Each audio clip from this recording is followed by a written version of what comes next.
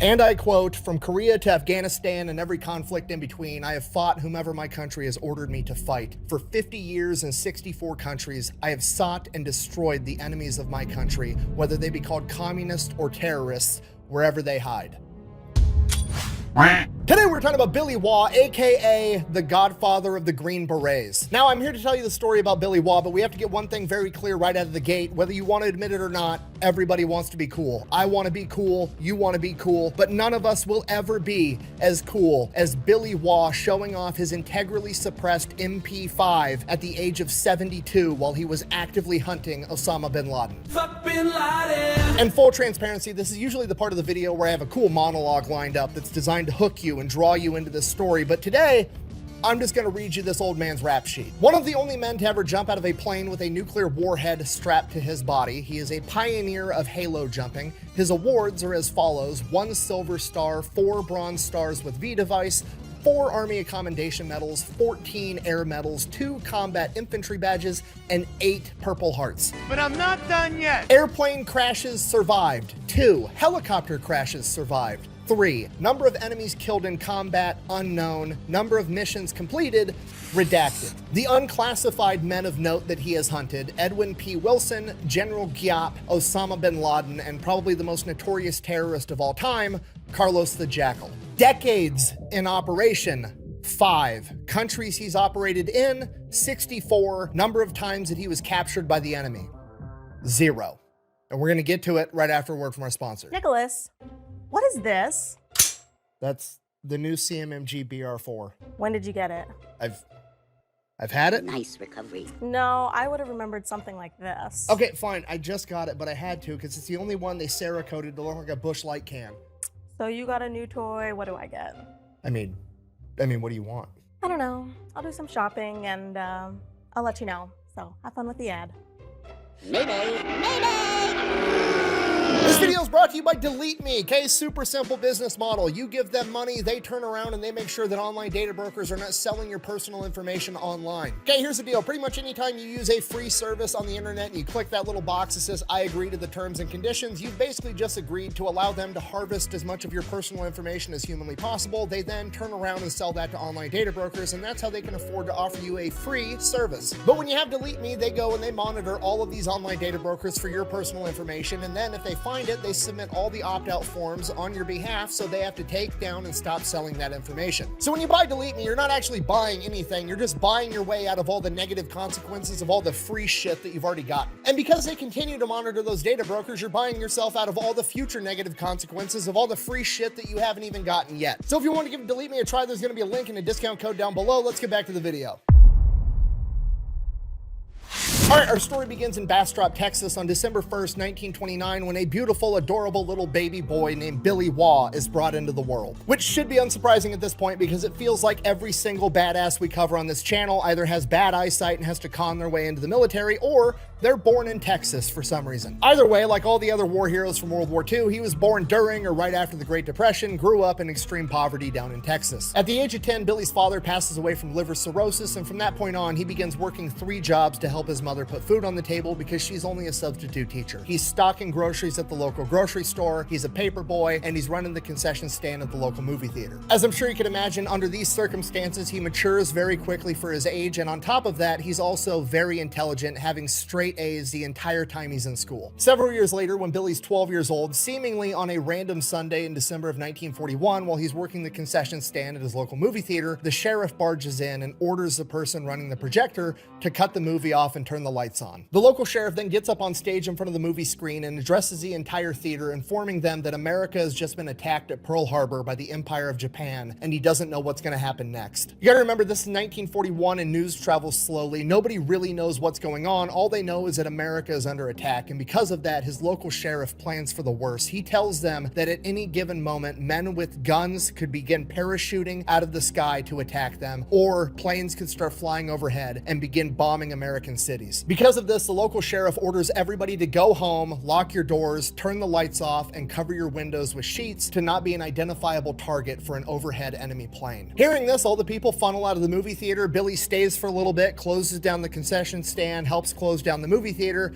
and then goes home. For the next 3 years, Billy volunteers for every shift he can get at that movie theater because he wants to be able to watch the newsreels of what's going on in the military right before the movie plays. He becomes obsessed with it. He wants to join the military and fight back, but he's only a kid. And this goes on for years. And then when he's 15 years old, he hears a rumor that in California, the United States Marine Corps is allowing 15-year-olds to enlist and go off and fight the Japanese. Hearing this, Billy drops everything and just starts hitchhiking to California. No money, no ID, no plan, nothing. Over the course of a couple of days, he makes it all the way to Las Cruces, New Mexico, and he gets picked up by the local police department for being out past curfew. 15-year-old Billy, unable to produce an ID, gets taken into the police station. He then proceeds to tell the cops everything. He's a 15-year-old kid. He's running away from home to join the Marine Corps. The cops tell him, like, hey, literally just a rumor. That's not true. The Marines are not letting 15-year-olds enlist, at least not knowingly. So we're not going to let you continue hitchhiking across the entire country. We're going to make sure you go back home. So you get to stay here until you can come up with enough money to buy a bus ticket. We're going to take that money, buy you a bus ticket, and ship your ass back home to Texas. So Billy, at the age of 15, does what any main character badass would do.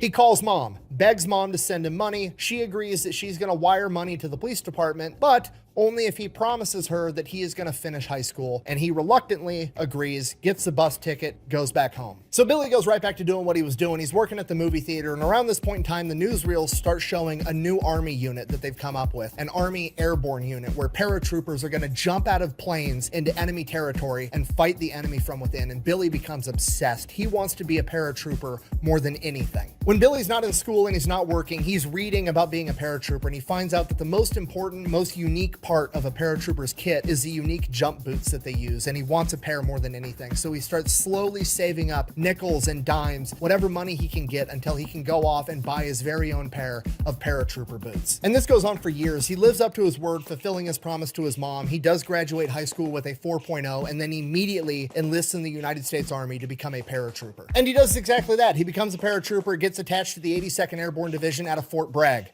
No, not that one. Definitely not that one. There you go, that one.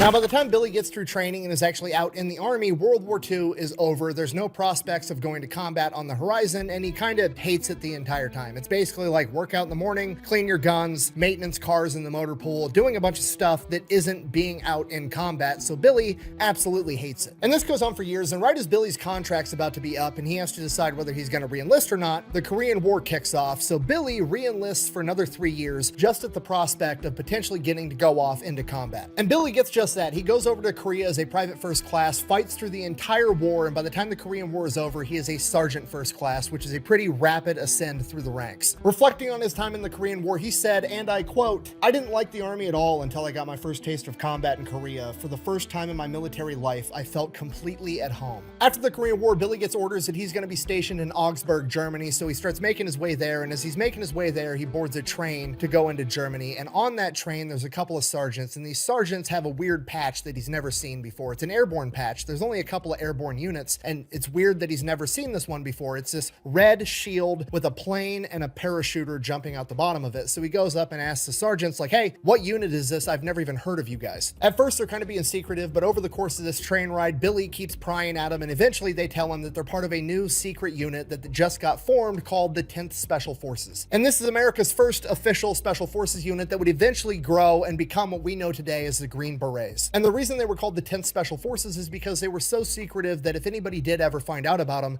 they wanted them to find out about the 10th Special Forces unit, making people think that there must be at least 9 others, when in reality, there was actually only 1. So Billy keeps prying. He's like, cool, that's great, but like, what do you guys actually do? Like, what does being Special Forces even mean? Because the concept wasn't even known at the time. And these guys are like, honestly, we don't even know yet. We're just getting highly trained in absolutely everything, and we're supposed to be a force multiplier on the battlefield. We're supposed to be the guys that go on all the top secret, super dangerous missions that nobody talks about. And hearing that, Billy's immediately sold. He has to be a part of this unit, so he starts asking questions, and they're like, actually, we are looking for people to come and join the organization and be a part of it that have a bunch of combat experience. You're a sergeant first class. You could probably apply and go through the training process, and maybe make it onto one of the teams. And he does just that. Billy applies, ends up getting accepted, becomes one of America's first ever Green Berets. And for the next 5 years, we don't really know what Billy was up to. Potentially it wasn't worth mentioning, or more likely it hasn't been declassified yet. But what we do know, when asked about it, Billy said, and I quote, "I helped develop new ways to fuck with the enemy to the max from within." Over the course of this 5 years, Billy climbs to the top. He's one of the best operators that America has. He's literally a leader in a tier 1 unit. If you don't know what that means, there's 3 tiers. Typically speaking, tier 3 is like your normal ground pounding infantry units. This is like your 82nd Airborne, your 101st, your 10th Mountain Division, your conventional warfare guys. Tier 2, which is often confused with tier 3, is your normal Navy SEALs, Army Rangers, Green Berets. And then they have tryouts and they take the best from tier 2 and put them in a tier 1 unit. So this is the things you've heard of like Delta Force, CAG, SEAL Team 6, the unit. These are all tier 1 guys, and Billy is a leader at the tier 1 level. So when Billy does come back into focus or on the record in 1960, this is like the peak of the Cold War. There's all kinds of crazy new ideas going on of like what the future of warfare is going to look like. Everybody's investing in nuclear bombs, trying to figure out new ways to implement nuclear warfare. We've got America with Atomic Annie figuring out how to shoot nukes out of artillery. We've got the British over here developing chicken-powered nuclear landmines. We've got the Davy Crockett, which is where American soldiers are trained to shoot a small nuclear warhead out the side of a moving Jeep with a recoilless rifle. And while all this crazy shit's going on, somebody inside the US government realizes like, hey, this is all great, but there's a lot of work involved. You know what I mean? I have to get this giant artillery piece in the right place at the right time, or I have to get a Jeep on the ground, or I have to bury a chicken-powered nuclear landmine. What if I just want to create a second spawn point for the sun in secrecy to really surprise the enemy? So the United States, in top secrecy, created green light teams. The idea was basically take the best Green Berets that we have, train them to jump out of a plane, like with a parachute, with an atomic bomb strapped to them. They would then land, sneak behind enemy lines, plant the nuclear bomb wherever it needed to be planted, set it on a multiple hour-long timer, and fucking run. And Billy is selected to be the leader of one of these teams. Okay, just so we're all on the same page, it is now Billy's job to jump out of a plane with a portable star strapped to his cock, sneak behind enemy lines, arm a nuclear warhead, and get out of the blast radius as fast as possible. Okay, I don't think you understand the gravity of what I've just said, okay? Most military personnel aren't trusted with shit, okay? The average infantry grunt is trusted to go into combat with a machine gun and kill the enemy. He's also not trusted to be responsible enough to have a fucking toaster oven in his barracks bedroom. And then you've got Billy over here, who's such a badass that Uncle Sam is like, oh, you want to jump out of a plane with a live nuclear warhead and then carry it behind enemy lines to put it in the right spot, arm it yourself, and then dip? I don't see a problem with that. Okay, this is literally insanity. Luckily, America never elects to use this option actually in combat, so in 1961, Billy gets sent off onto another mission called Operation White Star in Laos. Now you gotta remember, this is like peak Cold War. America is still very much running on the Truman Doctrine. If you don't know what the Truman Doctrine is, quick, dirty, oversimplified version. Basically, America views communism like it views cancer, and they're committed to do whatever it takes to stop it from spreading. So whenever a country is being threatened by communism, they're gonna send in money, guns, they're gonna send in Green Berets to train people in guerrilla warfare. They're gonna do anything and everything they can within or outside of the realm of the Geneva Convention to make sure that communism doesn't spread any more than it has to. And that's basically what Operation White Star is. Billy goes over to Laos and begins training rice farmers in guerrilla warfare tactics and giving them weapons so they're able to fight off communists should they come. So that goes on for about a year and a half, and then Geneva steps in and is like, hey, you can't do that. It's a war crime, whatever. So America's like, oh, are bad, and then America proceeds to stop doing that, and Billy immediately goes straight from Laos right next door to Vietnam and continues doing the same exact thing. Now, by this point in 1962, Vietnam has already been split for a while. North and South Vietnam officially split in 1954, so you have the North, which is the communist NVA that's being backed by China and the Soviet Union, and then you have the South that's being backed by the United States. Bear in mind, the Vietnam War, as America knows it, doesn't start until 1965 after the incident at the Gulf of Tonkin, so Billy is there before the Vietnam War even starts, between 1962 and 1965, pretty much the entire time, where him and men like him train and equip over 87,000 South Vietnamese to fight the enemies to the north. So by 1965, when America does get directly involved, Billy's already been there for 3 years. He knows the people, he knows the culture, he knows the terrain, he's acclimated to the climate, and he basically has trained his own army at this point. And he immediately gets to work leading these men into combat, conducting raids. June 17th, 1965, Billy is going to lead a 90-man element to conduct a raid. This element is comprised of himself, 2 other Green Berets, 1 guy from the CIA, and 86 South Vietnamese that he has already trained. So Billy's going into this with 3 other guys that actually know what's going on, and then 86 newbies that, who knows, as soon as the bullets start flying, they might drop their guns and run off. He has no idea. But they're launching an ambush, so that's probably the best possible outcome. Hopefully they're going to be able to surprise the enemy and kill off everybody before too much happens, boost these guys' morale, give them some combat experience, get confidence, the whole 9 yards. So Billy's leading this huge element through the jungle, advancing towards the objective, moving in dead silence, and as they come up, Billy sees an NVA scout up ahead about 500 meters away from the target, obviously just out there on guard duty, walking through patrol. Dude's not expecting anything. He's got his AK-47 slung around his shoulder, he's smoking a cigarette, hanging out. He's done this 500 times, nothing's ever happened. He's not suspecting anything. So Billy kind of like hunkers down, orders one of his South Vietnamese guys to sneak up on him and kill him with his knife. Dude does exactly that. They keep advancing towards the target, and as they're about 200 meters away from the objective, he walks right up on 2 people hunched over picking up firewood. It's a man and a woman. Billy immediately thinks to himself, oh shit, okay, this is probably the cooks. They're getting firewood to cook breakfast super early in the morning. Maybe I can like capture them and hog tie them and gag them and then come back for them later and release them. Or like he's trying to figure something, and while he's figuring that out in his head, the man turns around, sees Billy, reaches for his pistol. Billy immediately lunges forward, kills him with his knife. As that's going on, the woman grabs a piece of firewood and begins hitting Billy with it. He ultimately ends up killing her as well, and that made some noise. So now Billy's thinking, okay, we got to pick this operation up and move a lot faster, because if some sentry heard that and they come to investigate and find us, we're going to lose the element of surprise, and then all hell's going to break loose. So Billy splits up the element into 4 groups, each one being led by either himself, a Green Beret, or the CIA guy, and they hightail it towards this objective. So they roll up on the objective. It's this enemy camp, and there's these 3 bamboo hooches that are like 40 feet wide. Billy guesstimates how many beds are inside of each hooch, figuring they're working in shifts, 3 guys to a bed, does the quick math in his head. At most, there's 250 guys here. He's got 90 plus the element of surprise. This shouldn't be an issue. So Billy gives the order to attack. They open up with gunfire. They're throwing grenades. They basically level this hooch, and the entire battle is over before it really even starts. Billy guesstimates they killed about 150 NVA soldiers. The rest probably ran off into the jungle. His men are celebrating. They're cheering. You've got celebratory gunfire. They're raiding all the stuff. They're picking up all the Soviet weapons. They're examining everything. And then, off in the distance, Billy hears a bugle. At this point, Billy's surrounded by a bunch of noobs. None of these guys know what the bugle call means, but Billy fought in Korea, and he knows that when you hear the bugle, that means the commies are coming.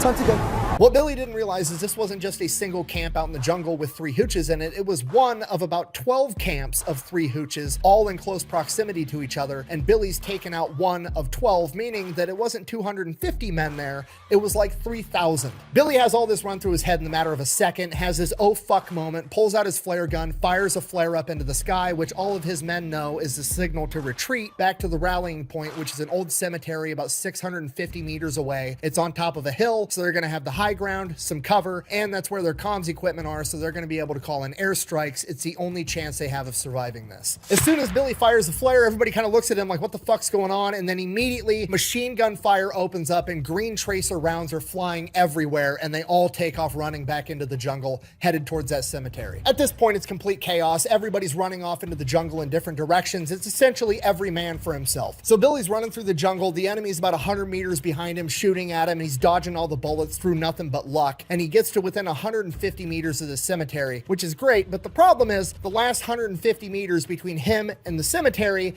is a rice paddy, which is part of the reason that it would make a great defensive position, because ideally he would be up on that hill in the cemetery with the high ground, and anybody coming to get him would have to run through an open rice paddy, being an easy target. But now it's working against him because he's the one that has to run through an open rice paddy, being an easy target. But the enemy's closing in, and he doesn't really have a choice, so he takes off running through the open through 6-inch water in this rice paddy, makes it a couple hundred yards, and then takes a bullet to the leg, collapses. He immediately gathers whatever composure he can and starts crawling on all fours over to the side of the rice paddy where there's this big irrigation berm. And he crawls up the side. He's got a little bit of concealment as he looks back and sees that there's over 30 of his men dead in this rice paddy behind him. At this point, everything's gone to shit. There's nothing he can do except try to survive. So he just keeps crawling down the side of this berm. He makes it another couple hundred feet, and then he sees this big man-dug hole. He doesn't know if it's a tunnel. He doesn't know what it's even there for, but he decides he's going to crawl in there and try to hide. It's his best shot. So he pulls himself over the edge and falls into this hole or tunnel opening or whatever the hell it is, and there's so much water and it's so muddy, he's immediately just stuck inside this mud and can't dig himself out. But it's dark. Maybe he can cover himself in the mud and hide here and wait till tomorrow and then make a clean getaway somehow. And as he's in there in this hole, he just hears heavy, labored breathing. So he starts fighting his way through this mud, working his way deeper into this hole, and then turns a little bend and comes face to face with a water buffalo, shits his pants, pulls his knife out immediately, and then realizes this water buffalo's stuck too, and it's blocking the rest of the way. As soon as that happens, Billy hears somebody else jump down in the hole behind him. He whips around, and it's the CIA guy, and the CIA guy's like, they know we're here, we gotta go. Billy, thinking fast, realizes, no, you have to go. I'm stuck in this mud. Don't wait for me. Get out of this hole. Get up to that hill, get the comm equipment, and call in an airstrike. It's the only chance we've got. CIA guy hops back out the hole. He takes off. Billy fights his way out of this mud over the course of the next couple minutes, pulls himself out of the hole, starts crawling towards this cemetery again, and immediately gets hit with another bullet. This time he gets hit in the foot. Billy looks down. His foot is just shredded. It's hamburger meat. He can literally see his bones sticking out the side of his boot. Immediately thinks to himself, fuck, that's the end of my military career. Not, I'm gonna die, not, this is the end. Hasn't given up on making it out of this situation yet. He's such a badass. His only concern is, I'm not gonna be able to jump out of planes with nuclear bombs strapped to me anymore after this. So he reaches down into his bag, pulls out his little aid kit, pulls out all 3 morphine syrettes that he has, hits himself with all 3 doses of morphine, waits for a couple seconds, feels a warm, tingly feeling go over him, but that's it. He still has excruciating pain, at which point he realizes, I'm really fucked up. A couple of seconds later, a bunch of American planes come screeching by, dropping bombs and napalm on the wood line that the enemy's inside of, at which point Billy's like, okay, I still got a chance, and he keeps crawling towards the cemetery. Billy's crawling for a couple of minutes, and then all of a sudden, everything goes black. Punching through the blackness, Billy can hear a helicopter off in the distance. Billy wakes up, head pounding, still in excruciating pain, feels his head. He's got a big gash and a nice dent in his forehead where a chunk of bone is missing. What the fuck happened? Oh shit, the sun was over there and now it's over there. How much time has passed? He looks at his watch is gone, and then he's like, oh shit, I was wearing sleeves. Where are my sleeves? He looks down. He is butt-ass naked on the side of this berm, covered in mud that is now baked to his skin. He has no idea what actually happened. His best guess is that he caught a ricochet round to the head, knocked him unconscious, and then the NVA found him, assumed he was dead because how fucked up he was, stripped him of his clothes, stole his Rolex, and left him. So the helicopter lands, they pick Billy up. He finds out that himself and 15 other men were the only ones to survive. The medics start working on him, giving him medication. He passes back out, and for an unknown amount of time, he's just in and out of consciousness. He's in an aid station, then he's in a hospital. He vaguely remembers General Westmoreland visiting him at his bed and giving him his 6th Purple Heart and a Silver Star for Valor. And the next thing he knows, he's back in America in a hospital for the first time in 5 years. So when he really comes around, he's at Walter Reed Medical Center. He figures out everything that happened to him. And while he was in the rice paddy and down in the mud and getting baked in the sun, leeches had made their way into a lot of his wounds, and he had deep, deep infections inside of his leg. And they were talking about amputating his entire leg. Whoa, no touchy. No touchy. No touch. He absolutely doesn't want to lose his leg for obvious reasons, on top of the fact that he still has an aspiration of being able to remain in the military and continue being an operator. So he's begging the doctors, don't amputate it, just keep giving me penicillin. And this goes on for like 3 months and the infection still won't heal. By this point, he's up, he's moving around, he's all together, but he still just has this nasty infection in his leg, at which point he asks the doctor, like, hey, just give me the antibiotics, let me go home on leave for a couple of days, I'll heal up there, leave the cast on, do whatever. So the doctor's like, okay, they give him penicillin, they slap a new cast on, they send him on his way for leave. Rather than going back home to Texas, Billy finds the nearest flight that he can and makes his way back to Saigon. So Billy gets to Vietnam, meets up with some of his Green Beret buddies. They're drinking at a bar. They're telling him that they're part of this new unit that they just started called the Studies and Observation Group, aka SOG. Billy gets filled in on the scope of what this new MACV SOG unit's supposed to be doing. Basically, they're going into Laos, Cambodia, North Vietnam, and they're conducting guerrilla warfare against the Viet Cong and the NVA. These These are all areas where the American military is not supposed to be, so they will not be in uniform. If anything goes wrong or sideways, nobody's coming to rescue them. It is extremely dangerous missions. MACV-SOG does a ton of different things during the Vietnam conflict, but to give you an idea of what these guys are doing, you have missions like Operation Eldest Son. Basically, the NVA is using Laos and Cambodia as the neutral territory where they're not supposed to be able to smuggle supplies deep down into South Vietnam so that the Viet Cong have resupply, and that's what's keeping the war going on that front. So MACV-SOG during Operation Eldest Son goes into these territories that they're also not supposed to be, essentially waging a shadow war. They track down where the NVA are and where they're leaving all these weapons caches for the Viet Cong, and then rather than just destroy it so they know they're there, they decide to be sneaky and they go into these weapons caches and swap out a bunch of the weapons, equipment, and ammunition with faulty weapons, equipment, and ammunition, with the goal being to harbor distrust and demoralize the Viet Cong, because it's pretty hard to wage a war when you go to reload with all the bullets the NVA gave you and then suddenly your gun jams or it blows up in your face because the Americans swapped it out with faulty ammo. And if you want to see what that looks like, my friends Adam and Bryce over at the Ballistic High Speed channel actually did an entire video on Operation Eldest Son where they actually tested this faulty ammunition to see what it would look like in super slow-mo. I'll throw up a clip here now, but they have a full video over on their channel. After hearing this, Billy said, and I quote, "I hadn't felt this sure of anything since I joined the Special Forces in Germany in 1953. Wounds or no wounds, infection or no infection, limp or no limp, I simply had to be in this unit. There was no doubt about it." So Billy goes back to America, goes back to Walter Reed, ends up defeating that infection over the course of the next couple of months, saves his leg, and then puts in a request for transfer to this new MACV-SOG unit. They absolutely don't want to put him in this unit. At this point, Billy's 38 years old, almost lost his leg. He's still walking with a limp, but according to him, he lied, conned, and connived his way into that unit and ends up becoming the SOG Airborne Coordinator because he does have a ton of experience and he would still be a useful asset, maybe if not in the field, still in the mental game. Billy takes that job because he knows it's going to get him one step closer to getting back to combat. Over the course of the next 8 months as Airborne Coordinator, he oversees 5 MACV-SOG teams that conduct 48 cross-border top secret missions. June 1967, Billy gets called into SOG headquarters in Khe Sanh and he gets briefed on a new mission. A mission that was so important, they were going to shut down all the airspace over Vietnam and there weren't going to be any aircrafts in the air that weren't directly involved in this mission. As far as the US government is concerned, this is the most important mission on the planet. And as the briefing continues, Billy finds out why this mission is so important because US intelligence has found out that the NVA's top general, General Giap, is going to be at a secret NVA base inside of Laos, which is a neutral territory, and this is going to be one of, if not their only chance to take him out. Taking out General Giap would be a humongous blow to the NVA morale. He is the heart and soul of that entire military. Ho Chi Minh is like the political leader. He's like the president. This is the equivalent to like Patton in World War II to America. He's literally nicknamed the Communist Napoleon and the Red Rommel. If they can take him out, they could literally end the entire war right now. The problem is that the secret NVA base in Laos, codenamed Oscar 8, is a defender's dream. It is geographically perfect, making an assault on land basically impossible. So this is gonna have to be an air assault mission, which isn't ideal because, as I'm sure you can imagine, trying to land a helicopter full of troops onto a fortified enemy base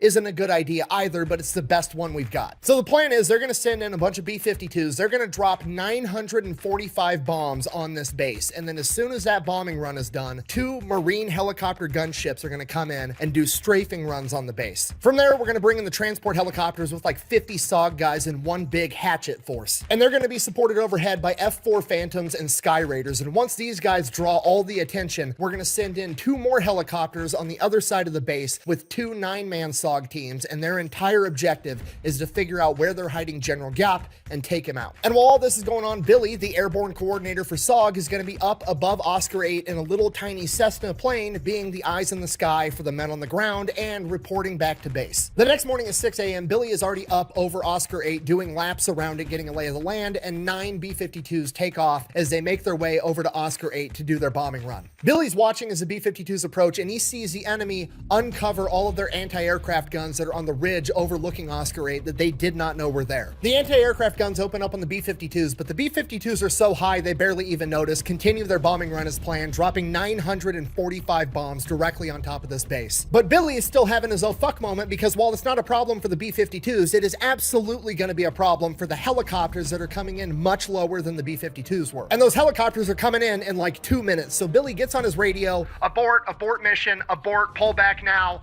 Radio silence, nothing's going through. Billy's panicking, he's switching over to different channels, he's having the pilot of the airplane in front of him try to use his radio, nothing's getting through. At this point, Billy can literally do nothing but continue trying to get a radio message through as he watches in horror as the two Marine gunships approach, begin their strafing run, and both immediately get shot down. As soon as the gunships impact the ground, Billy can already see the transport helicopters coming with the hatchet forces, but the way that the planes crashed, they tucked themselves up inside the ridge, so those helicopter pilots that are coming in aren't going to be able to see the crash until it's too late. Billy's still trying to get through on radio, telling the hatchet forces not to land, but he can't get through, and they go to make their landing and both get shot down as well. And Billy is watching tens of men falling out of these helicopters as the helicopters plummet to the ground. From Billy's perspective, everything's moving in slow motion and fast forward all at the same time. He's watching men crawling out of burning helicopters as the two F-4 Phantoms come screeching by, traveling at Mach 2 and attempt to hit these anti-aircraft guns. One of them gets shot down as well. As the SOG hatchet forces continue exiting the helicopter, going into bomb craters, picking up defensive positions because they're completely surrounded by hundreds of NVA soldiers. Then the Sky Raiders show up and one of them is shot down as well, and then the hatchet forces are actually able to communicate with Billy via radio. They tell Billy they've got 25 men alive, but they're completely surrounded as the pilot tells Billy, we're almost out of fuel, we have to turn back now or we're not going to make it. Billy tells the hatchet forces on the ground to hunker down, he's going to be back. As they make their way back to the airstrip, he finally reestablishes communication with headquarters and they don't know anything. Billy immediately fills in the chain of command. There's 2 downed gunships, 2 downed transport helicopters, a downed F-4, and a downed Sky Raider. He then gives them a description of where that ridge is with all the anti-aircraft guns, and they immediately send over planes to begin bombing that area. In addition to that, they also basically make a circle of bombs and napalm strikes around the surviving hatchet members and just continue doing bombing run and napalm run after bombing run and napalm run, creating a wall of death protecting them. Billy makes his way back to the airstrip. The plane lands. He jumps out, runs, finds the best helicopter pilot they have, a guy by the name of Mustachio. They jump in a helicopter and take off, headed back to Oscar 8. Billy guides Mustachio to the different downed helicopters as that ridge line with the anti-aircraft guns is still getting absolutely bombarded, taking the plane down, picking up all the surviving members from these helicopter crews and bringing them back to the airstrip. By the time they make it back to the airstrip, the Cessna's been refueled and ready to go. Billy hops out of the helicopter, hops into the Cessna. They take off back to Oscar 8 again.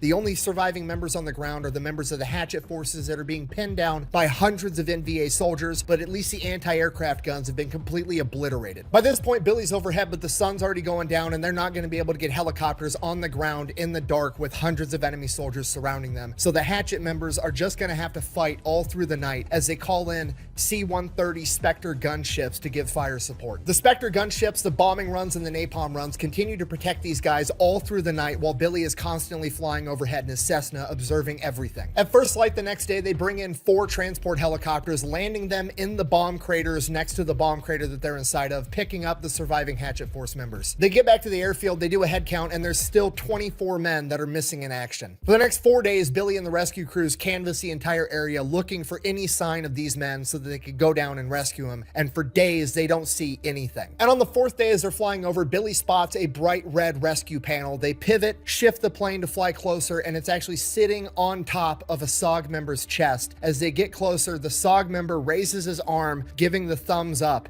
and Billy marks the area and they got to come back and get him. Billy immediately calls in a rescue helicopter, explaining that it is more than likely a trap, but they have to go in and save him anyways. He instructs the aircrew this is going to be an extremely dangerous mission and their best chance is to have one guy rappel out of the side of the helicopter to the ground with an extra harness, hook up this other member of the team that's injured, and pick them both up as they dangle from the helicopter and fly them out of the immediate area, find somewhere else to land to actually get them inside of the helicopter, and that's exactly what ends up happening. Luckily, while it was a trap, the NVA members after the first 3 days abandoned the idea and figured that they weren't going to come back and save this guy and just left him to die out in this open field to the elements. So nobody actually attacked the helicopter and they saved this SOG member. That SOG member's name was Charles Wicklow, and he is the only SOG operator to ever be captured by the enemy and get to return home.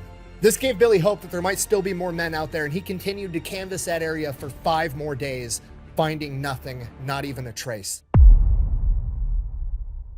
February 2nd, 1970, Billy has fully recovered from his injuries. He's no longer walking with a limp, and he is ready to get back into the action at the age of 41 years old. Billy is told that he needs to report to his CO's office with all of his gear and alone. Billy is ecstatic because he knows that this means he's about to get orders to go do some gangster shit. The commanding officer then briefs Billy that inside Cambodia, there is a Cambodian military outpost that was heavily used by the NVA, and that's who was supplying them with absolutely everything, and in return, they were allowing the NVA to use it kind of as a way station. Intel says that the NVA hasn't been there in months. They basically abandoned the Cambodians there, and they have not received any supplies. A lot of them are starving and suffering from malaria and other diseases. So the chain of command wants Billy to lead a team to go in and see if he can potentially switch this Cambodian outpost from an NVA ally to an American ally. At which point Billy is like, just to be clear, you want me to go in deeper into enemy territory than anybody has ever been to, last we knew, enemies, and who knows, maybe they're gonna shoot me on sight, maybe I'll be welcomed, and see if they're willing to come over and play on our team. And he's like, yeah, that's pretty much it. At which point Billy is like, dope, I'm in, let's do this. So Billy goes, he grabs 2 more SOG guys, he grabs a commo specialist, a demolition man, and then he grabs an interpreter, and they take off in a helicopter into Cambodia. So they go in, they land the helicopter, Billy hops out, trying to make himself appear as though he's coming in peace, which he is. They're definitely not shooting at him yet, so that's a good sign right off the bat. People kind of start to gather around the helicopter, and then as the people start to gather around, the man in charge shows up, a elderly man that's known as Colonel Savut. He has very, very yellow jaundice eyes, a gunshot wound, and a big nasty scar on his head that's long since healed. Billy and him begin communicating through the interpreter, and the colonel basically tells him like, yeah, I don't fucking like the NVA guys. They treated all my people like shit. They kind of just took all the supplies that they wanted, not caring how many supplies they left us. We've been starving and riddled with disease forever. And Billy is like, I can help with literally all of that. Goes over to the helicopter, opens up a case of just piss warm Budweiser, hands the colonel one. He's pumped, pops the top, chugs the entire thing, and begins handing out Budweisers to all of his other officers. Bring you a beer. Sorry about you. Yeah. Now at this point, the colonel asks Billy, okay, cool. If we work with you, how are you going to protect us? Because right now the NVA is leaving us alone to basically starve and die of disease. But if they find out that we're working with you, they're going to come slaughter all of us. Billy thought way ahead and he knew this question would pop up. He already has F-4 Phantoms up in the air doing hot laps around their immediate area. So he goes over to the colonel and is like, I'll tell you what, point to anything off in the distance that you don't like. The colonel then points over to this small cluster of trees off in the distance that are kind of standing out on their own. Billy looks over at the commo guy and is like, send it. And within 60 seconds, the F-4 Phantoms screech by, dropping bombs right on top of the trees. All the Cambodian men start cheering and the colonel's like, we're in. Billy immediately tells the helicopter crew they can return to where they came from, radios in, and tells them to just start sending in all of the supplies. American helicopters start showing up just one after another, bringing food, guns, medicine, medics, concertina wire, everything they need to fortify this position, feed the people, and start treating malaria. The Cambodians are blown away by how much shit the Americans are bringing in and how fast it's coming in. They're basically gonna have their own Burger King in the next 48 hours. It's American diplomacy done to perfection. You show up with guns, booze, and ham sandwiches and start handing them out. It doesn't matter who it is. When you gift them with the American trifecta of diplomacy, they're always like, you know what? This motherfucker's all right. The next day, Billy begins working and training these Cambodian soldiers, getting them ready to go up toe-to-toe with the NVA. And these guys, while they're not great soldiers yet, they're super enthusiastic because they've got food, they've got medicine, and they don't like the NVA because they treated them like shit to begin with. Within days, Billy's taking the Cambodians out and doing recon patrols, capturing and spying on NVA soldiers. Over this time, Billy and Colonel Savut end up becoming pretty good friends, and he ends up eventually getting to the point while they're drinking one night, like, okay, what the fuck happened to your forehead? Why do you got like a chunk of your skull missing? And he proceeds to tell Billy the story of how him and one of his best friends got in an argument over who was a better shot with a pistol. So naturally, they decided to have a competition to see who was in fact a better shot, and the way they decided to go about it was they were going to put a beer bottle on their head and let their friend shoot the beer bottle off the top of their head. Obviously. Colonel Savut apparently went first and shot the beer bottle clean off his buddy's head, and then his buddy went second to see if he was just as good of a shot and proceeded to shoot Colonel Savut directly in the head. At which point Billy's blown away and he's like, man, I bet you're not friends with that guy anymore. And he's like, no, we're literally best friends to this day.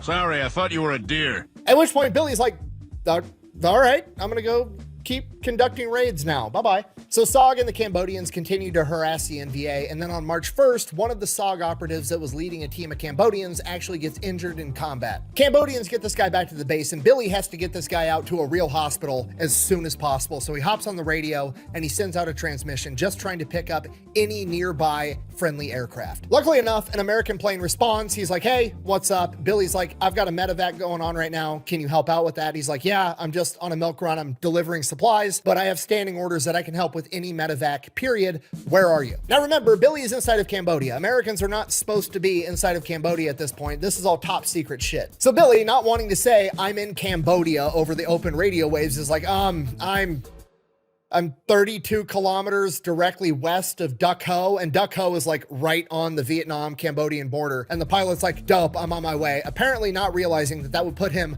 well into Cambodia. So now the plane's on the way. Billy has all the Cambodians clearing a bunch of shit out of the way to make a makeshift runway for a plane. All the other stuff they've had come in so far has been on helicopters. Nobody's supposed to be landing planes here. But he's got a guy to save, and we've got to fucking figure it out. So they clear everything out. They get as big of a runway as they possibly can. This plane shows up, does a hot lap around it, scoping out the landing field, and the pilot messages back down like, how sturdy is that ground? This is a really short runway. And Billy's like, oh, it's sturdy. I checked it. So the pilot circles back around, lands the plane. The ground was not sturdy. He ends up sinking the tires, and the plane is now stuck in mud. The pilot gets out all pissed off, like, I thought you told me the ground was sturdy, and where the fuck even are we? At which point Billy's like, welcome to the Bakev International Airport. And the pilot's like, Bakev's in Cambodia. And Billy's like, uh-huh. And this dude just immediately starts shitting his pants. Like, he's not supposed to be in Cambodia. He's thinking like he is now part of an international incident because he just downed a plane and it is now stuck in the mud in a country he's not even supposed to be in. Did you know? Yes. Worth mentioning, the plane that he landed was a C-123 Provider. It's a fucking cargo plane, okay? This is not a small aircraft. But Billy's basically like, okay, chill, just what do you need to get this plane up off the ground? And the pilot's like, well, first, we're gonna have to undig it out of the mud. We're gonna have to pull it back to that tree line to give me as much runway as possible, and that's still not gonna be enough runway to clear the other tree line on the other end of it. At which point the pilot's like, I'm gonna need J-tow bottles to get this plane off the ground before I have to hit those trees. If you don't know, J-tow bottles are jet takeoff bottles. They're literally jets that you can strap to the side of a plane to get it more speed right out of the gate to generate more lift to get the plane off the ground on a shorter runway. And the pilot is shitting his pants because obviously you're not going to be able to get J-tow bottles inside of Cambodia, but Billy isn't worried about it at all, hops on the radio. He's Billy Waugh. They're going to give him whatever the fuck he wants, no questions asked. The J-tow bottles show up, and then they strap that to the plane. The plane takes off, gets in the air, crisis averted. The dude's getting sent to the hospital. Hooray. Once the plane gets up in the air, Billy Waugh radios to the pilot one last time like, hey, thanks for the help, at which point the pilot replies, Sergeant Major, don't ever fucking call me again. And he leaves. Shortly after this, Billy receives intel that the NVA are building up a massive force of troops, and he is the obvious target that they are coming to take out because they are sick of him harassing them. This tells Billy his work here is done. He then proceeds to evac himself, all the Americans, and then every Cambodian man, woman, and child that were living at that outpost into southern Vietnam, and lets the government take over from there.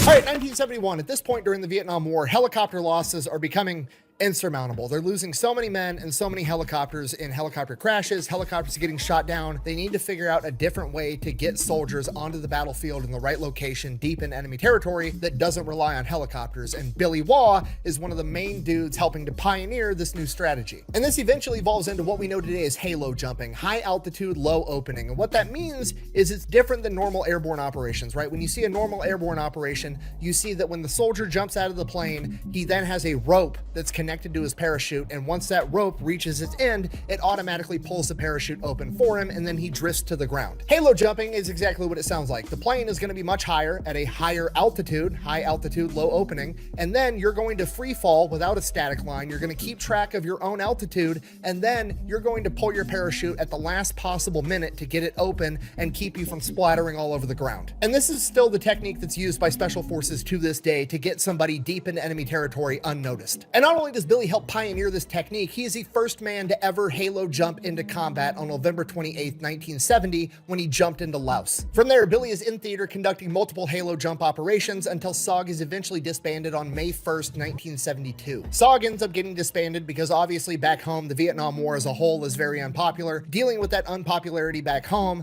a lot of the people in the conventional side of the military like to blame all the special forces guys for always getting them into deep shit, so it led to a lot of hostility on special forces in general, which is the catalyst that led to SOG getting disbanded. By December of 1972, America launches Operation Linebacker 2, which is a massive bombing campaign on the North Vietnamese, and they continue to bomb them pretty much all day and all night for about 11 days straight, dropping 20 tons of bombs on the enemy. In order to get that to stop, the NVA agreed to come to the negotiating table, and by January of 1973, the Paris Peace Accords have been signed, officially bringing an end to the Vietnam War. The Paris Peace Accords essentially said that both sides of the war would stop military activity in neutral territories like Laos and Cambodia, even though neither of them were actually there, allegedly. Of course. Of course. After America leaves, the North and South Vietnamese will come to a peaceful agreement amongst themselves. It didn't really work out that way, but that was how it was supposed to happen. Billy is super pissed off. He wants to keep fighting and win this war, but that's just not in the cards, and he's so pissed off that he basically tells his chain of command, okay, I'm 43 years old, I'm just gonna retire. The chain of command reluctantly agrees, and because he's Billy Waugh, he's a tier 1 operator, dude is a living legend at this point. They ask him, is there anything special you want to do for your retirement? And he thinks about it for a second. He's like, yeah, I want to halo jump into the parade field at Fort Bragg with some of my best friends, and then after we land, I want to dump our parachutes, take the rest of the day off, and get fucking hammered right there on that spot. And that's exactly what he does. And with that, Billy Waugh's legendary military career officially comes to an end, and that, ladies and gentlemen, is the beginning of the story. So the legendary Billy Waugh goes into retirement, he goes back home to Texas, and from there, he doesn't really know what to do. He's legitimately spent more time in combat operation as an adult than he has in the United States of America. So he just does what a lot of veterans do, and he gets a job being a mailman. He works that job every day for 5 years, and he absolutely hates every fucking second of it. In his own words, Billy Waugh said, and I quote, "Let's face it, for a person like me, post office work was worse than death. I do not ever recall feeling fear, not up till that moment in my life. Not in combat before, not anywhere since. But there in that post office, I feared my life was over, that I would wind up some old man drinking at the end of a bar." Stop trying to scare us. Come on. And then after 5 long years, one day at home, his phone rings on just some random day of the week. And on the other end of the line is a voice that he recognizes from his military career, but he's not exactly sure where. And that voice asks him, "Are you ready to get back in action?" And 48-year-old Billy Waugh immediately says, "Yes." The voice on the other end of the line then tells Billy, "Okay, I'll have a down payment wired into your bank account. I need you to report in 48 hours to this specific hotel at 3 p.m. that exact time. Pack enough clothes for a year. You're going overseas for at least 6 months, but potentially much longer." Next morning, Billy goes to the post office, immediately quits his job, heads over to the bank, checks his bank account. He has twice his annual salary deposited into his account. At the same time, there's 3 other guys there checking in at the exact same time. He gets to talking to them. They're there for the same exact thing. There's a communications guy, there's a handheld weapons instructor, there's a medic, and then there's Billy, an expert in literally everything else. At this point, Billy's thinking this is some CIA operation. Awesome, I'm in. They wait for the 5th guy to show up. The 5th guy shows up, and he is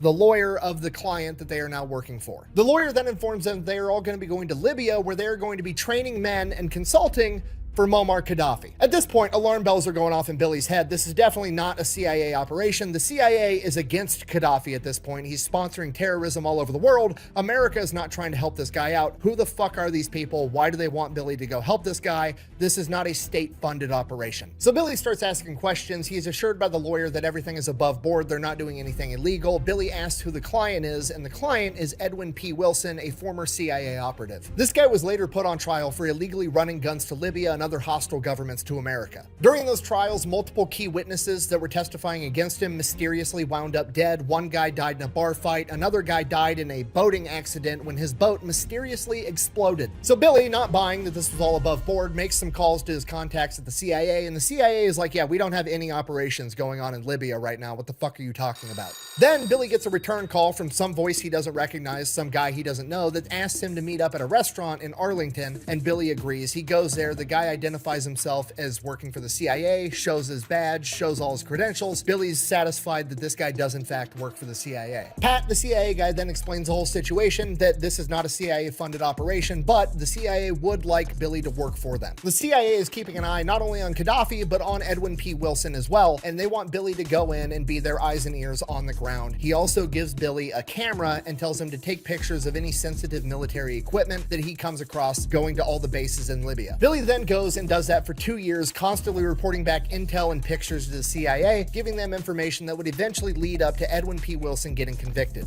The bad news, when your boss gets convicted, you're out of a job, but the good news is Billy is now in good standing as an independent contractor for the CIA. From here, Billy falls off the grid for the next like 10 years doing God knows what for the CIA. It's all redacted.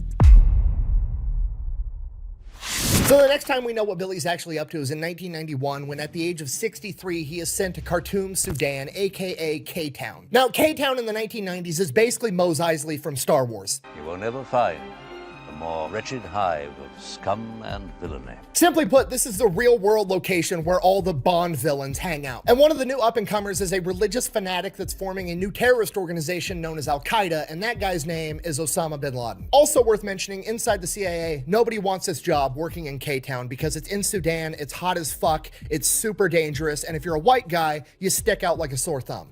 Joke's on you, I'm into that shit! On top of that, because nobody else wants this job, that means Billy's gonna be hard to replace, meaning he basically is gonna be able to do whatever the fuck he wants, how he wants to do it, and nobody's gonna get too mad at him because they don't wanna have to fire and find somebody else to do this job. Which comes into play right away because the CIA wants to know what Billy's plan is, and Billy's just like, what do you mean? I'm just gonna go in there and I'm gonna keep an eye on the guy. But the CIA is like, but how? How are you gonna keep an eye on the guy? And Billy's like, I'm gonna do all the obvious shit. Whenever he leaves in a car, I'm gonna follow him in my car. I'm gonna take pictures of him all the time. I'll find another building that overlooks his building and keep tabs on him. And then every morning and evening, I'm gonna get in athletic wear and I'm gonna jog around his compound and around the general area so everybody just sees me as that old man that's running for his health. And the office nerds at the CIA are like, yeah, but you're an elderly white man, you'll stick out like a sore thumb. And he goes, yeah, that's kind of the point, that a lot of people in the Sudan see Americans as doing stupid shit, and to them, jogging is stupid shit. Okay, it's Sudan. This is Africa in the 1990s, okay? The notion that Americans eat so much food so often that they then have to go outside and run around for no reason other than to not be fat is so unfathomably dumb to these people. It makes perfect sense, and nobody will bat an eye when they see a white elderly man jogging around. But naturally, the office nerds over at the CIA are like, well, we don't really think that's a good idea. I know that you think that based on, I don't know, your previous 40 years of experience of operating, probably been doing it longer than I've been alive, but I don't think that's a good idea. Instead, what you should do is wear a disguise. So the CIA went out and hired a Hollywood prop house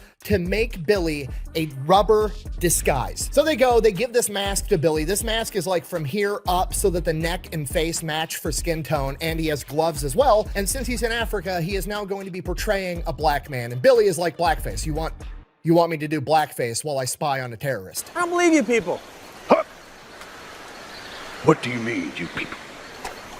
What do you mean, you people? Huh? And Billy doesn't really care about that. Like, it's a military operation. We all know the rules. It's not actually blackface if you're working for the US government. Blackface is wrong. It's racist. You cannot do it, okay? Then you see them Navy SEALs commercials. You're like, all right, well, kind of sometimes you could do it, right? The whole Navy SEALs commercial is like, look how cool blackface is on a helicopter. The real problem is the mask is absolutely ridiculous. When you put a mask over your head, obviously your head is now disproportionately large. The lips don't actually move. And Billy said a combination between the mask just being disproportionately large for his head and the over-exaggerated features of the mask, the lips of the mask were so large that when he drove his car, he had to turn his head down so that he could actually see where the fuck he was going. So he's driving around town like this all day. And the worst part, it's Sudan. It's 120 degrees there and nobody has air conditioning, and he's wearing a rubber helmet and rubber gloves 24/7. It fucking sucks. He's sweating his ass off the entire time, and he's a 63-year-old man. But you know what? Fuck it. If that's what the CIA wants, that's what the CIA is gonna get. Billy does just that. I'm a dude playing a dude disguised as another dude. So this goes on for a little while, and then one of the CIA office nerds comes out to check on Billy, and Billy is like, haha, Time to put your mask on, homie. And we've all had this moment, you know, where the boss comes down from his office at work and he's been making everybody do stupid shit, and it's finally his turn to experience how dumb what they're making you do actually is. So the CIA office guy gets his rubber mask and his rubber gloves, puts it on, and hops in the car with Billy. And this is Africa. There's no traffic laws. Billy's weaving in and out of traffic, driving like a bat out of hell. The CIA guy's already getting nervous just from how he's driving. The CIA guy looks down. There's a big ass hole in the floor of the car because Billy's driving some 15-year-old beat up Toyota. They roll up on a military checkpoint that they obviously have to stop at to not get shot. Billy stops the car. Dude walks right up, shoves his AK right into Billy's window. Billy's completely chill. This is just day-to-day shit for him. CIA office guy shitting his pants. And when you get within, like, I don't know, 6 feet of somebody wearing one of these masks, it's very obvious to everybody that you are in fact wearing a mask, so they're about to get caught. But Billy just like bribes the guy with money and cigarettes, per usual, daily thing for him. They let him pass right through. But the CIA guy is like having a panic attack while he's inside of this rubber mask in 120-degree weather, thinking he's gonna get killed in Sudan. Mr. Ford, you all right?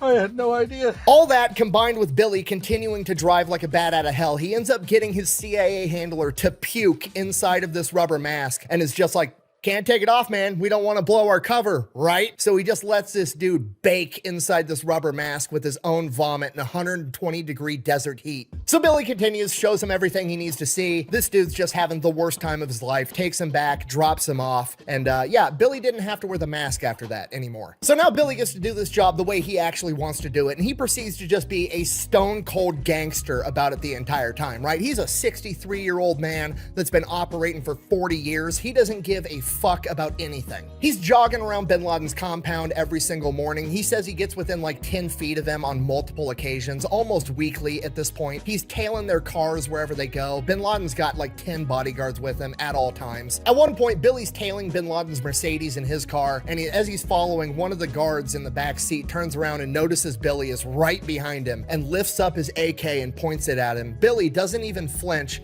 is just sitting there at this stoplight or stop sign, grabs a fake air grenade and just motions, pulling the pin with his teeth and throwing it at him, like literally just telling the dude, go ahead, shoot me, fucking see what happens. Anything happens to us, your home, your family, gone. And guess what Osama bin Laden's bodyguard does? Not a damn thing! Reflecting on this exact moment later in life, Billy said, and I quote, "My attitude with these guys was always very simple. Fuck them. My guns are just as good as theirs." This might be the most badass old man to exist ever. So Billy continues to basically overtly spy on these guys, and he ends up getting an apartment building that overlooks Osama bin Laden's compound. And then he just spends a ton of time hanging out on the roof, overlooking, taking pictures, looking at him with binoculars and all kinds of shit. And again, it doesn't seem that irregular because everybody in Sudan just kind of hangs out on their roof because there's no air conditioning and it's cool up there with the wind. So he's just sitting up on top of the roof in the middle of the desert under some shade, spying on Osama bin Laden. And over time, he starts to realize just how insanely devoted all of these guys' followers are. This guy's not just a leader, he is a spiritual leader. These people believe that if they do what he's saying, they're going to get to go to heaven, and he recognizes that that is extremely dangerous. Now remember, this is 1991, and at this point, Osama bin Laden is not what he eventually turns into yet, but Billy sees all the potential and, more importantly, all the intent there, so he comes to the conclusion, we should just kill this guy and be done with it. So Billy ends up writing a mission proposal. He knows absolutely everything about Osama bin Laden at this point. He knows when he wakes up, he knows when he goes to bed, he knows when he eats breakfast, he knows when he prays, he knows when he's getting into his car, and he knows where he's running his errands inside of that car. He knows absolutely everything about this guy's daily routine. So Billy wants to get one more CIA guy and one more car. So it's going to be Billy, his car, a CIA guy, and another car. And what's going to happen is the CIA guy is going to get in a head-on collision with Osama bin Laden's car, and then Billy's going to pull up right behind him, and then when Osama bin Laden and all his bodyguards get out to start yelling because he caused a car wreck, Billy's going to come up behind him and just shoot everybody in the head. Okay, it's a good plan. 2 guys, 2 cars, 1 suppressed MP5, grab Osama bin Laden's dead corpse, throw it in the trunk, drive to the Iranian embassy, throw it over the wall with a couple of flashbang grenades to get everybody's attention, get a ton of news coverage all over it, and then walk away. This proposal makes it all the way to the desk of President Bill Clinton, and Bill Clinton sends a response back to the CIA. I'm paraphrasing, but it basically said, We're not doing this. Please don't recommend anything like this ever again. At that point, it becomes clear that the CIA is not actually going to be allowed to do anything about this guy, so Billy's pulled off the mission, and Osama bin Laden is just kind of left alone to do whatever he's going to do. Later in life, Billy reflected on this, and with hindsight being 2020, he said that if he would have known that bin Laden was going to go on to launch terror attacks at multiple U.S. embassies, the USS Cole, and the World Trade Center, he absolutely would have went rogue and taken him out himself. He had every opportunity in the world at the time.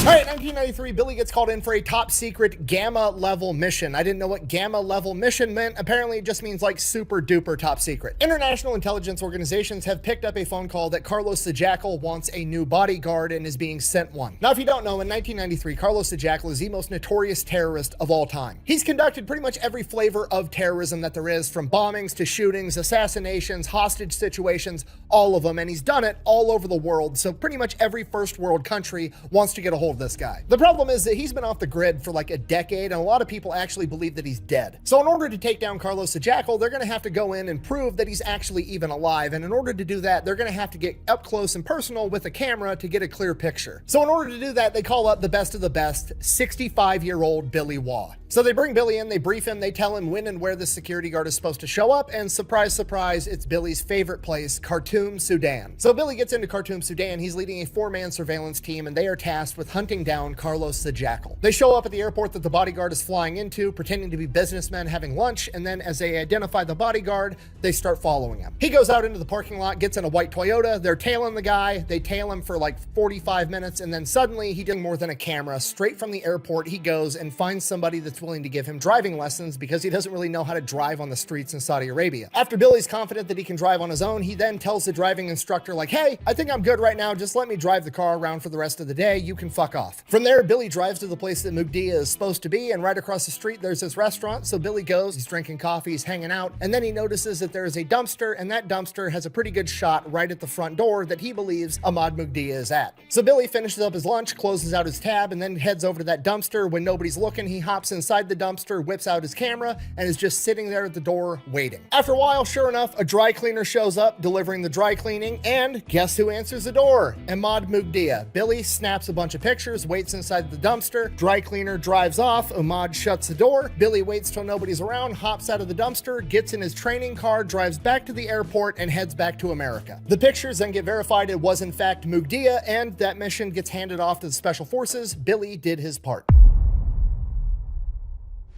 Billy continues working for the CIA. Again, we don't know what all he does, but in 2017, we do know that he went to Hanoi, Vietnam. And the purpose of that trip was to be a dinner guest for General Giap, the same general that he had attempted to kill all those years ago during the Vietnam War at Oscar 8. The entire interaction takes place through a translator, but the whole thing has this aura of like the two old warriors that made it to the end of the road that fought on opposite sides, and now they're just kind of reminiscing about it together. They have a long conversation over the course of hours talking about their perspectives of the war, their tactics, everything that went down, and towards the end of it, Billy informs him that he was on a green light team. He then goes on to explain what that was. He was one of the few people that was qualified to jump in behind enemy lines with a nuclear warhead and detonate it. He then informs them that early on in the war, there was a serious conversation that they were going to have him jump behind enemy lines with that nuclear warhead and blow up a pass in the Ho Chi Minh Trail with a ground detonation that would not only blow up the trail itself, collapsing it in, but it would also irradiate the earth, making it not passable for thousands, tens of thousands, millions of years. Shutting down the Ho Chi Minh Trail would have drastically changed the entire war if it even happened after that. The translator, General Giap's son, said surely there was no way America was seriously considering using nuclear weapons on Vietnam, to which Billy replied,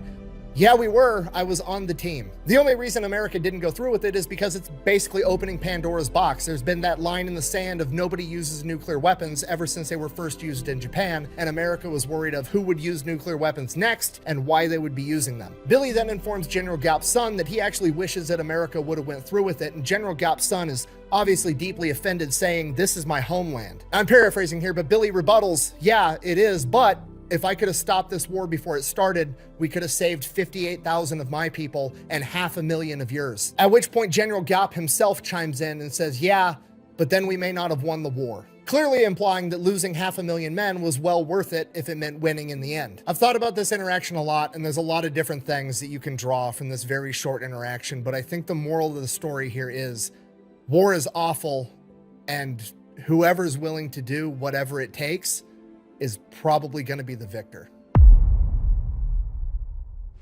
This is not verifiable, but allegedly Billy Waugh's last mission was in 2011 at the age of 82 years old, where he went into Libya to assist with the overthrowing of Gaddafi. Billy would then allegedly enjoy about a decade of retirement before passing away on April 4th, 2023 at the age of 93 years old. His cremated remains were then spread during a halo jump over North Carolina. Billy's longtime boss at the CIA said, and I quote, "You'll never know 100th of the things Billy accomplished for us. Most of what Billy Waugh did was never written down. Almost everything was on verbal orders from someone like me to someone like him." And that is 1/100th of the story of Billy Waugh, the Godfather of the Green Berets. Thank you for watching. Best way to support the channel is go buy some merch over at thefatelectrician.com. Quack bang, out. So I heard a story that you got close enough to bin Laden to kill him with a pencil. I could have killed him with a pencil easily, but pencil's not going to do the fucking job. Because if I went for his heart, I might miss that son of a bitch for 4 inches and just piss him off. Yeah.